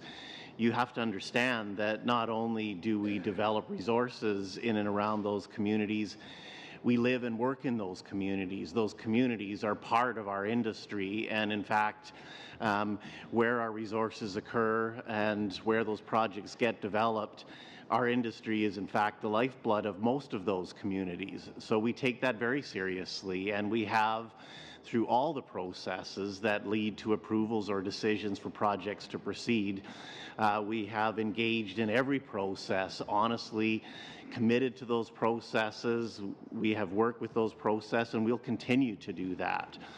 So, to your question, do we take that seriously? Absolutely, we take that seriously. Do I believe that all stakeholders have no faith in the process? I do not believe that to be the case. Well, that's fair. I don't think that anyone has suggested that there is no faith in the process. I think what has Okay, guys, let's, whoever's got the floor what has been suggested okay? is that there has been a significant loss. It wasn't yet, but it is now. Will, your time's up. Sorry. Okay, we are being asked, we got 13, almost 14 minutes. Let's do one more round, then we're going to really boot to the House, okay? So we're going to do one more round. Mr. Sopak. Mr. Bloomer, I was struck by your opening remarks when you said it's difficult to imagine that a new major pipeline could be built in Canada under the Impact Assessment Act. And I was writing like mad, you were listing some of the impediments to pipeline construction, and you talked about the tanker ban, new methane rules, new fuel standards, bitumen transportation regulations off BC, greenhouse gas regulations, UNDRIP, the massive international competitiveness we're facing. Of course, I would add to that, to your exhaustive list, the new Fisheries Act is coming on, the new Navigable Waters Act, and then layered on top of all this are provincial processes. And I was struck by the very direct words you used, the toxic regulatory environment. That is an astonishing statement in my view, toxic regulatory environment. Mr. Bloomer, I'd like to ask you directly, do you believe that there will ever be another major pipeline project approved and constructed in Canada again? Well, as we said in our statement, we don't see how the Bill C-69 is going to lead to major new projects being proposed and developed in Canada. So is it likely that there will never be another pipeline constructed and approved in Canada again under this process and with all of the impediments that are in place right now? My mother always said never say never, but under the current environment, we can't see how one's going to be proposed. Right. No, that's a fair comment. In my early years as a biologist, one of the things that I worked on was the Mackenzie Valley Pipeline assessment, and basically that underwent 25 years of process and nothing happened. Mr. Bloomer, you talked about, and Mr. Abel, you talked about people and communities. Mr. Bloomer, can you talk about the impact of the positive impact that pipelines have on various industries like steel? What's going to happen to the welding, the people who want to take up welding who are depending on pipeline jobs, the effect on the trades, the effect on good union jobs, the effect on communities? What does your statement mean that it's highly unlikely that pipelines will ever be built in terms of people and communities? Well, let's put it this way. There's two aspects to look at it. One is the potential capital investment in the transmission pipeline industry is around $170 billion when you look at the various projects that have been proposed and potential. So when you trickle that down to local communities and the trades and so on, that's a pretty big economic impact. The second piece is, without having access to new markets to maximize the value of our resources and to maximize the development potential of our resources going forward, that's hundreds of billions of dollars of potential loss to Canada. So it's you can't overestimate the potential impacts. I've got compressor stations in my own constituency, and in some municipalities, those pay half the property tax bill. So, this particular bill and the approach of this particular government will have real and costly human impacts. And I'm reminded to confirm what you just said. Jeffrey Morgan wrote an article on February 20th where the headline is, "Pipeline shortage to cost the economy $15.6 billion this year." And one does wonder how many public services could be purchased by this $15.6 billion, but it's evident that this government simply doesn't care about that. Ms. MacDonald, I was incredulous at the point you made that here we have commodity prices increasing around the world. You said that, I presume. I know you did. But at the same time, investment in Canadian mining is going down. How is that ever possible? Just a point of clarification, it's not decreasing, it's stagnating, it's not increasing. The recovery is not the same rate as it is for the rest of the world. And so there are obviously a number of factors that would figure into that, and one of them is regulatory uncertainty is a challenge. There are a number of other challenges that our industry faces, particularly with activities in the north and the lack of infrastructure in the north, the lack of investment into infrastructure in the north, and to access where those deposits are. All of the easy to find and easy to mine deposits have been found, and that activity has taken place. And so, we're challenged on a number of fronts here in Canada, but certainly, the regulatory regime is something that is a factor. Yeah, I'm aware of the Agnico Eagle gold mine up at Baker Lake, for example, and extremely positive effects of that has had on that community. I read up on it. I think the employment rate is 100%. So kudos to the mining industry for helping Indigenous communities, something this government talks about but simply doesn't do. Mr. Abel, in terms of the energy industry, how important is the energy industry in terms of pension funds in this country? I mean, the industry itself probably contributes more to this country and to governments in this country than the next two or three combined. You will not find another industry that contributes more to the economy in terms of taxes, royalties. Pension funds, like Canada Pension Plan, most company pension funds, they're larded up with energy investments, aren't they? Largely in Canada, yes. The TSX at its highest point was probably 25% oil and gas weighted. It always bothers me that people use the word industry as if it's something out there. So I think it's very important to personalize it in terms of the effects on people themselves.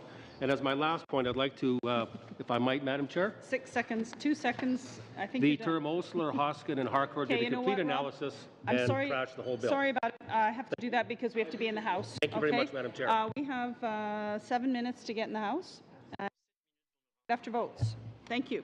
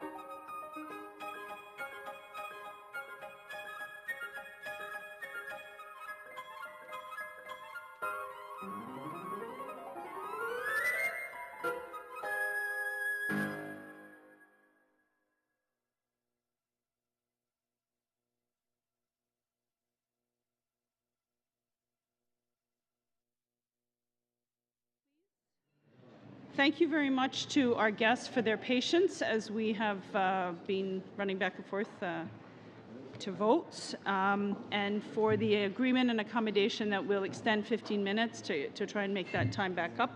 So we are at Ms. Duncan. You have the floor. Thank you. Thanks. Mr. Bloomer or Canadian, I'm going to just call you Canadian Petroleum Association. What are you guys called now? Shows how long I've been around. But you know who I mean. Concern was expressed by Mr. Bloomer, and I think perhaps indirectly, but also by Petroleum Association, about the time of economic uncertainty.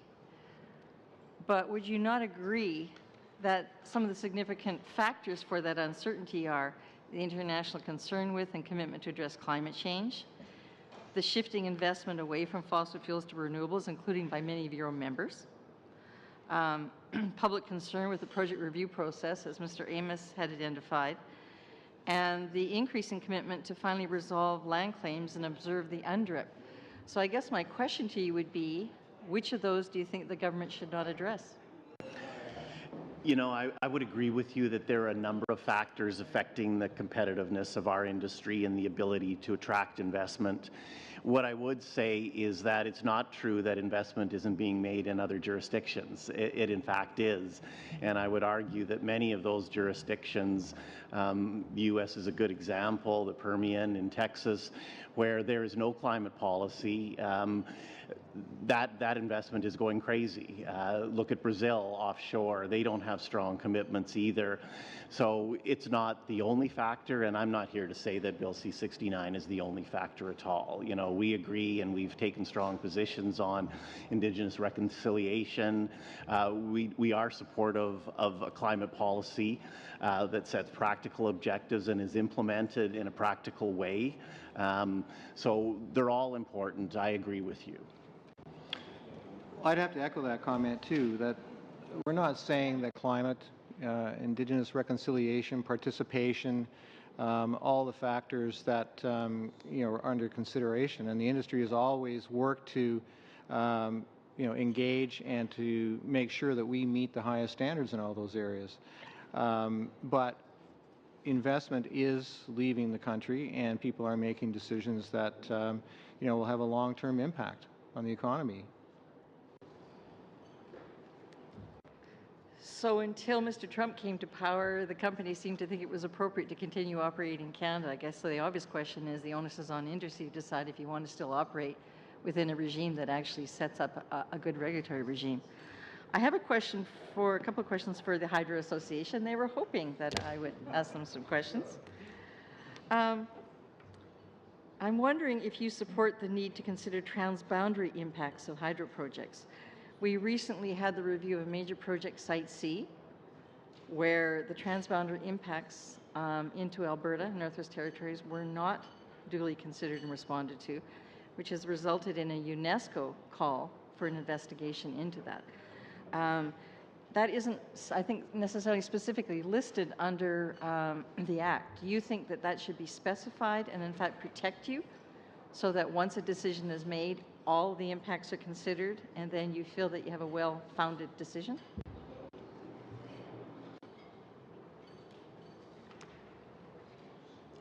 That's a good question. I can't comment on the Site C specifics. As an example, but you don't have to talk about Site C. No. But having a federal review that covers the range of issues, and if it's a pan-Canadian issue, it transboundary is, then if that needs to be dealt with, having the federal process do that would make sense. Ms. Martin, did you want to respond to that? Yeah, I would echo what Ed is saying. It does make sense to have that included to make sure that that's when you get your approval, you feel that you've been covered for all aspects. Absolutely. Okay, thank you. Yeah. I'm hearing the Hydro Association, you're saying, well, maybe there would be small projects and we shouldn't necessarily go with a full-fledged review. But a lot of people are raising concerns about cumulative impacts. And the problem is, up to this point in time, and it certainly has happened with oil sands applications as well, we're still struggling with, who does the review? Do you just simply consolidate the cumulative studies done on all the projects? Who has to pay for it? that is a problem also with the so-called small hydro, is at what point in time does somebody stand back and say, well, what about the cumulative impact? It's just going to be one more, or major dams on one river system. How would you respond to that? I think there's different parts to the answer. The first is cumulative effects do need to be assessed, whether it's small hydro or anything else. But the best place to assess those, in our view, would be using regional assessments, which this Act does provide for. And there's the multiple different kinds of projects. So if you have one additional, let's call it a small project come, and there being a whole bunch of other projects, and then future projects coming down the road, to put the burden of the cumulative assessment on one incremental project. I agree. So this Act does provide for regional assessments, and that would be the best place, in our view, to do a cumulative for a region. The second aspect of that is small projects. If there's a small project which has a larger than normal, unusual potential for impact compared to other small projects, and including on the adding into the cumulative, that the minister does have the ability to bring in the small projects into the assessment. No, until Okay, she Linda, does the assessment is the problem. I know you know the time's up. Sorry, nice try though. Okay, Mr. Bossio. Actually, I'll be splitting my time with James, and I'll let him go first. Thank you, Madam Chair. Thanks, Mr. Bossio. Ladies and gentlemen, thank you for your presentations. I'm here. I'm not a regular member of this committee, although I've met many of you before. I'm chair of the Natural Resource Committee, and it's in that capacity that brings me here to talk to you. Our committee has been working collectively. In fact, all of our members have been working, sort of pushing in the same direction, trying to find ways that we can help the resource sector. And my conversation, notwithstanding some of the comments you've heard from around this table, we don't hear those kind of comments at our committee, which is quite a refreshing approach, frankly. So, Mr. Bloomer, my question is for you, really. It's I was quite surprised to hear your level of pessimism, particularly your comment that you don't see how another pipeline could ever be built, although I think you were backing off from that a little bit when you were thinking about your mother, and I'm glad to hear your mother was more of an optimist. So my question is this. You're saying C-69 is what makes you say that, or make that statement, but our government has approved 3 pipelines since we've come to power 2 years ago, and it's done so under the guise of the interim provisions that were implemented right after in January 2016, which form the basis of the foundation of C-69. So I'm wondering how you reconcile your position with those approvals, given that it's our government that approved them, and in fact championed those 3 pipeline approvals. Thank you for the questions. Good question. The perspective is that on the Kinder Morgan line 3 and so on, those pipelines were already in process for a number of years and were based on the previous regulatory review process. The interim piece was put on there. There was additional consultation, and there was a decision made on Gateway. There was a decision made on Kinder Morgan and line 3. 2 positive, 1 negative. But they were, let's say, the fruits of the ongoing system that was not necessarily a perfect system either.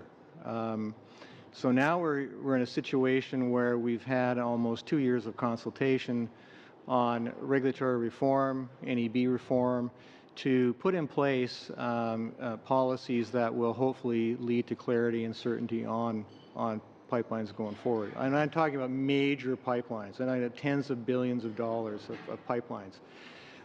So when we look at the new proposed legislation without having, all the details of how all this stuff is going to mesh together and how it's all going to work on the early engagement process, how all these other policy things are going to come in and affect the process, we look at that and say, well, this is very problematic because it's very uncertain as to how this is going to proceed in the future. So we need the clarity. The clarity is not there. Thank you for your answer. Okay, but in fairness, I've been hearing time and time again from your group and other groups about uncertainty based on the way it's been for prior to our government taking office. From your group, in fact, from almost all the groups sitting at this table and many others, and yet here we are with the interim principles, which resulted in that approval process. Is it fair to say you could be or should be more optimistic than you are because you don't know how it's going to play out, because for the reasons you just said? Well, we have to look at past as prologue in a way. If you look at the projects, let's say, just pick Kinder Morgan for instance, that if somebody was going to look at doing that today, investing that kind of money in the face of the uncertainty around how that process is going to go, and the definition around how the engagement process is going to work and so on, I think they'd be very reluctant to do that. We're talking about two different eras. We've got to a point where we had existing pipeline projects that have been out there for years. We're looking forward and saying, how is this new process going to attract companies to invest in those kinds of projects going forward in the future? Okay, thank you. I'm going to turn it over to Mr. Bossio. Okay, 1 minute. Okay, I guess in the minute that I do have, you've talked about how it hasn't been a perfect system. Maybe you could give us a sense of your concerns about the uncertainty and unpredictability under SEA 2012. Sorry, I didn't hear all the question. So you talked about how it's been this uncertainty and unpredictability has gone on for some time. So maybe you can give us a sense of your concerns around SEA 2012. Well, again, SEA 2012 was intended to improve a process that I believe was in 2008, to improve on that, to move forward. But it didn't really solve the the existential problem of getting projects approved and the clarity. We work within that process. A lot of events, and let's just be clear. Through this period of time, pipelines became the focal point for a whole lot of different issues, and that impacted the review process and the ability to get these processes to conclusion. Okay, thank you so much. Ms. Cusey. Merci, Madame Présidente. Thank you, Madam Chair.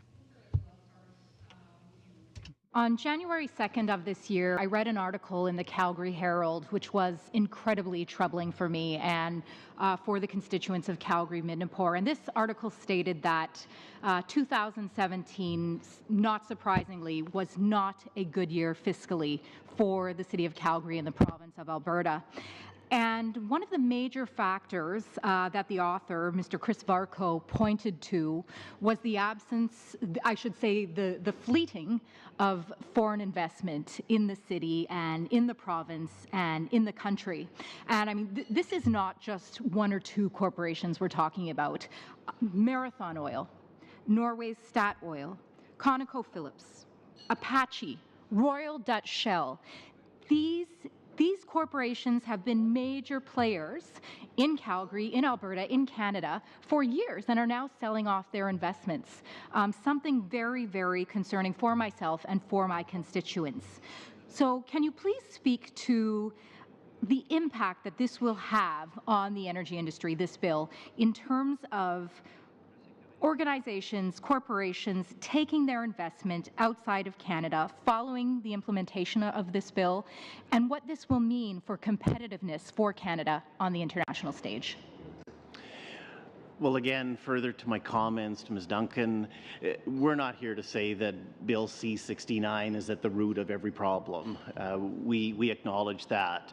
But what I will say is that overall, compared to other jurisdictions, Canada has a history, and I think my colleague Chris highlighted the fact that there's a number of policies that all have a negative effect on, or a potential negative effect on, the competitiveness of our industry. They are all collectively, incrementally adding costs. You can take any one of them and say, well, it's 20 cents a barrel, you know, but you add up 5 or 6 of them, and it adds up to $1 a barrel or $1.50 a barrel, and you compare that to margins that under the current commodity price environment are very, very tight. You see the effect that you have. Companies that have assets in other jurisdictions, they look at where they can make a fair return for their investors, and right now, granted, we haven't got to the end of the review of Bill C-69. We haven't got clarity on a lot of the policies, but what we have is uncertainty and no clear signals that Canada is taking steps to address some of those additional costs. You know, I think one of the things that I've always been proud of, and most of my career was as a regulator, was Canada did have very stringent environmental and social requirements. And our industry was very good at innovating to find ways to continue to be productive and economic with those policies. And as a result of innovating them, you're able to move that technology into other jurisdictions, raise the bar in other places. But what we're seeing right now is increasing difficulty being able to bear all of those costs and continue to innovate. Canada doesn't generate enough capital in and of itself to fund an industry like ours. You heard the numbers, you know, in 2014, $80 billion. I'm sorry, Canada can't do that. It needs to come from foreign investment. But when you're competing in a world now with many choices, it's not, you know, 10 years ago where we had limited supply of oil and gas throughout the world. There are many places where you can go with your investment. And I would argue a lot of that investment is going to jurisdictions that don't have the same environmental and social standards. We're not saying relax those standards in Canada. In fact, we want to celebrate those standards. My opening comments were clearly reflecting that we think that's an advantage for Canada. But you have to take additional steps to make sure you implement policies in a way that minimizes those costs, and where costs are unavoidable, you have to look to the rest of the world and see what's going to make this industry competitive or not competitive, and then take other steps to address that. So it is unfortunate, but what you're describing is companies that have choices, and they make, as any good business who has shareholders, maybe even some of you, they're going to places where they can make an appropriate return on that investment. Thank you. Mr. Bloomer, as former Deputy Consul General for Dallas, Texas, from 2010 to 2013, I worked tirelessly to move Keystone XL forward from the previous government. This, of course, was resurrected in March 2017 by the present U.S. administration, and TransCanada on January 18th continued to confirm commercial support for this. And, of course, this would export more than 830,000 barrels per day to U.S. refineries. Does this bill hurt the uncertainty of the industry and companies putting pipeline projects forward, please? Well, it hurts the, it creates, as we said in our statements and so on, this bill does impact the certainty of being able to get new projects put forward and developed. Thank you for that. And finally, a carbon tax. I couldn't believe it this last weekend when I paid $122 for gas, with an additional 12 cents being proposed. How will carbon tax reduce emissions ultimately, in your opinion, Mr. Bloomer? Okay, I hate to do this because there really isn't any time to answer, but I'm hoping your next question circle, you'll be able to get the answer to that question, okay? All right, well, there might be. Mr. Bossio, we're hoping to get another Thank one you, Chair. So I guess I wanted to actually ask the other two groups as well what they feel as far as, you know, once again, under SIA 2012, you know, what your concerns were with SIA 2012, you know, based on once again, the uncertainty, the unpredictability, and the lack of clarity that existed under that same regime as well. as Chris said, SIA 2012 wasn't perfect either. We didn't have a lot of projects that were moving through that on the upstream side. It had some of the same elements that created uncertainty in the process. It did have timelines. We did see the governments and the agencies working close to try to stick to those timelines. It had weaknesses in terms of working with the life cycle regulators and having those processes work more seamlessly. You know, like anything, it's how it gets implemented, and I don't know that all the provisions of SIA 2012 were followed, at least in the way we understood the intent was. We have engaged in this process because we felt there was improvements that could be made, and Bill C-69 and the associated legislation would be an opportunity to address some of those challenges, most of which, in my mind, are all focused on having a competitive regulatory regime that does those processes and reviews efficiently. They actually add value to the decisions that need to be made, and everybody comes through that process feeling there is certainty. Well, thank you, Mr. Abel. Sorry, I have a limited amount of time, and I guess it once again though comes back somewhat to a number of things. I mean, I look at you know, in Canada we have a higher cost of production for oil. We can look at the low price of oil right now versus that cost, and therefore the uncertainty that creates within the market, and therefore depresses the amount of money that's going to be invested into that market because of those areas. We can also look at the fact that there are a lot of pipelines that have been approved and that are going to be built, and therefore do we really have the capacity to build more pipelines in the near future based on the amount of oil that we're actually producing?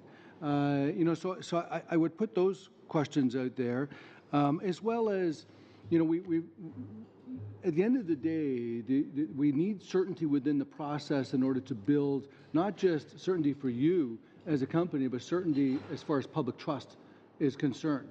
And I guess I would, you know, earlier on you said that, you know, you are interested in meaningful participation. I actually heard it right in your speech, you know, with the public, with Indigenous communities. But too many times those organizations have seen, yeah, it's great to do consultation, but it's really just a checking box type of process.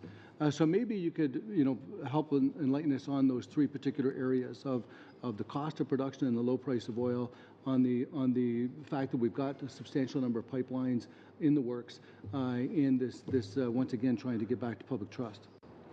So commodity price affects everybody in the world, and the North American market certainly has its own price regime, which is a little bit lower than the global market, which is why we're so interested in market access. What I would say, though, is globally, investment is up in the oil and gas sector. It's up in the U.S. Substantially, 18%, I believe. It's up in the North Sea. I think it's 4 or 5%. Production is up there. No, the cost of extraction in those markets is far less than it is in Canada, right? In the oil sands in particular. You know, again, we have the costs in 2014 are very different from the costs today. Costs have been reduced by 30 to 40% across our industry. Our costs are very competitive. Yes, in the more northern regions, it is slightly higher, but I think it can still be competitive in the end. So my point is that we are seeing increased investment in other jurisdictions. In Canada, it's down 3 or 4% this year.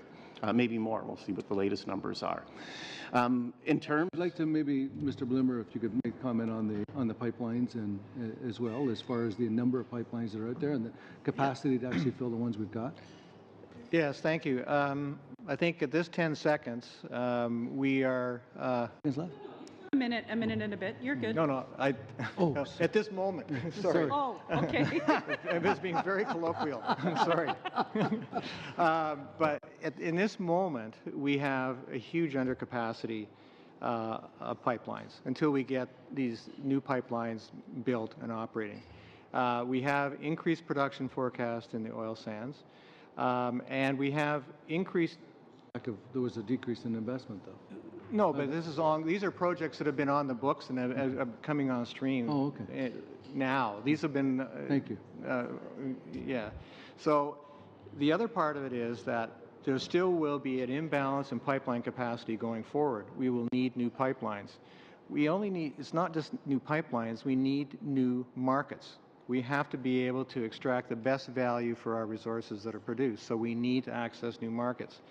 The other thing, and I said it in my comments, is there needs to be a vision here about the future. We have tremendous resources in the Deep Basin in natural gas, light oil, condensate, and so on, that are as competitive today with the technologies being used as the Permian in the U.S. The difference is we can't get the stuff to market. If we had access to market, that would be a very big industry going forward.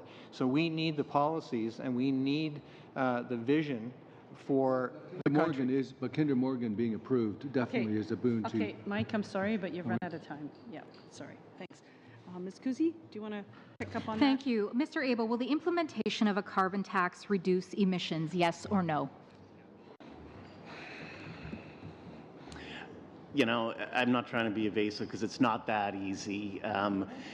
We're still understanding the actual implementation of that, and what I would say is the current state of implementation and clarity on how some of the carbon policies across the country will be implemented, I would say that we're at very high risk of leakage of carbon outside of Canada. So the resource won't be produced in Canada, but will likely be produced in a jurisdiction that has no carbon policy. Thank you. Maintenant, je vais laisser la parole à mon collègue, à Monsieur Godin. Merci. My time to Mr. Godin. Thank you, dear colleague. Ladies and gentlemen, witnesses, thank you for your patience. So listening to you here today, I have the impression that you're on the defensive. I would like to know, especially on the part of the Canadian Association of Petroleum Producers, the Canadian Energy Pipeline Association, and the Prospectors and Developers Association of Canada, whether in the past you have undertaken measures that showed that you had an interest in protecting the environment, you know, concrete interventions, processes, methods that you drew on and set in to improve your sector in this regard. And this question is for Mr. Abel, Mr. Bloor, and Ms. McDonald. Just a couple of examples. As a former regulator, I work with virtually every jurisdiction in the world that produces oil and gas, and I can say quite confidently that Canada has some of the most stringent environmental requirements on the planet. And I can also say as a former regulator, albeit it was in Alberta, but I can tell you where most of the production is, that the level of compliance with those very, very stringent regulations is higher than anywhere else in the world as well. Just a couple of examples of environmental improvements. When I started in the industry as a regulator in the early 80s, and oil sands was still just a dream, not a true vision. The primary source of water for SAGD, or the cyclic steam stimulation technology, was surface water from lakes, from rivers, etc. I'm proud to say that the industry today uses practically no fresh water other than for potable water at their facilities. All new SAGD projects make up all of their water needs, recycling the water that is produced and using deep saline sources for that. I would also say that Canada has been a world leader in terms of reducing flaring as well. So, two simple examples. Ce que vous êtes en train de me démontrer, c'est que vous avez une liste importante d'actions qui ont... So it would seem that you have a list of important interventions that have been made in the past. I would like to hear Mr. Bloomer on this matter. So what has been done in your sector to protect the environment? I have the impression that you are a specialist who, yes, do develop the economy, but also protect the environment. There has been change over time. You said, Mr. Abel, that Canada has very strict standards, very high standards compared to other countries. And Mr. Bloomer, have you seen measures undertaken in the Pipeline Association members to improve the environment? Thank you very much for your question. Safety is number one. The technologies that go into monitoring pipelines, constructing pipelines, emergency planning and management are at the forefront. There's a lot of work goes into evaluating the ongoing inline inspection of pipelines, new technologies, very complex technologies that improve safety. land use, river crossings, for example. We're using horizontal drilling technology to drill under rivers, not go across them. There are a number of things in terms of leak detection that are going on. So on every front on performance and safety, which is the #1 thing for the pipelines, that is job one for the industry, and technology drives it. Merci beaucoup, Madame McDonald. Est-ce que vous avez... Thank you very much. Ms. McDonald, anything to add? Speak from the exploration perspective of the mining industry. So PDAC as an organization has worked over the last 10 years to develop what it's a flagship product of ours. It's called E3 Plus, and it's a comprehensive series of guidance that we provide to our members to help them improve their environmental, their social, and their health and safety practices. We recognize that often our members are the first in on the ground in terms of where they're working in communities, and this is...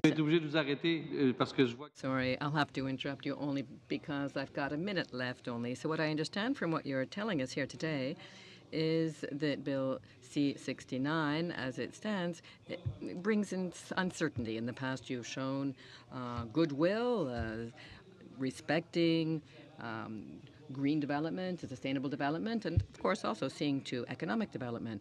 The bill, as it now stands, doesn't seem to provide the right tools to bring us forward, to make us more competitive, and maintain a balance between economic development and sustainable development. What do you say to that?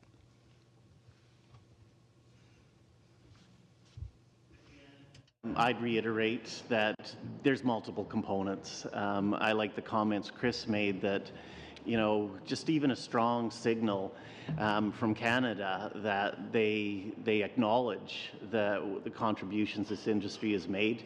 They acknowledge that this industry has been very responsible environmentally and socially and will continue to do so, I think would go a long way to restoring confidence. Some of the things we've talked about in terms of improvements to the bill, I think would be very helpful in sending those signals.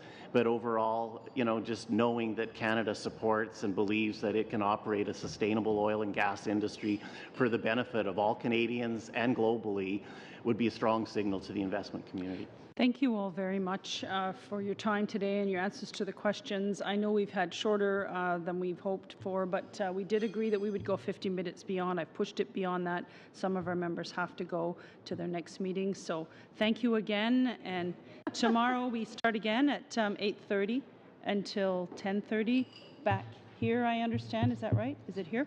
So we'll see you in the morning early. Thank you. And thank you to our guests.